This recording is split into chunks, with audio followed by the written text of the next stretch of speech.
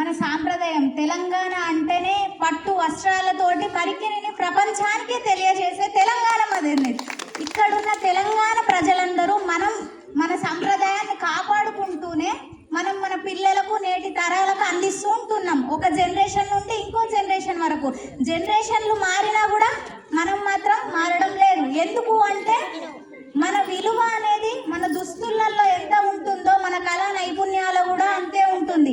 ఎక్కడైతే తెలంగాణలో ప్రజలు ఎక్కడైతే విరసిల్లుతూ ఉంటారో వాళ్ళ కళలు కూడా అప్పుడే సాకారం అవుతూ ఉంటాయి. ఇదొకటి గట్టిగా చెప్తాను. నేను ఎప్పుడైనా కూడా మన జీవితంలో ఎన్ని రంగులున్నా కూడా వాటిని నెరవేర్చుకునే క్రమంలో మన బాధలు ఇబ్బందులు పడుతూనే ఉంటాం. అవన్నీ కూడా ఒక ముగ్గులో చూపించేది ఒక అమ్మాయి. ఆ అమ్మాయే గిట్ట రంగులేస్తూ వాళ్ళ ఉన్న ఎక్స్ప్రెషన్స్ వాళ్ళ కళల్ని కూడా రంగుల్లో తెలపడం జరిగింది. మీరు అన్నట్టుగా మేడం చెప్పారు, మనం బిజీ లైఫ్, ఇప్పుడు బిజీ షెడ్యూల్ ఎవరికైనా కూడా. ఆ షెడ్యూల్లో కూడా అందరూ కూడా ఉషక్కతో పాటు అందరు వచ్చి మరి ఉమ్మడిగా ఉండి మరి జరిపించారు. దీంట్లో నో మిస్టేక్స్. మేము అసలు చెప్పాలన్నా కూడా మాటలు రావట్లేదు మేడం.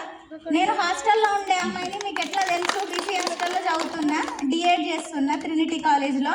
ఆ అమ్మాయిని నేను ఇంటికి వెళ్ళే అమ్మాయిని కూడా లగేజ్ పక్కన పెట్టేసి పార్టిసిపేట్ చేయడానికి వచ్చిన. That is the best wish I want to tell here.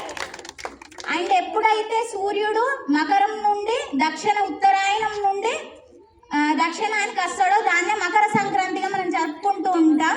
ఇది సాంప్రదాయాలతో పాటు ఎన్నో కళలను మనం అప్పాలు చేసుకుంటూ ఉంటాం ఇంటికడ. దానికి ఎప్పుడైనా కూడా సైంటిఫిక్ రీజన్ అనేది మనకు ఉంటూనే ఉంటుంది. నువ్వులు మనకు ఇప్పుడు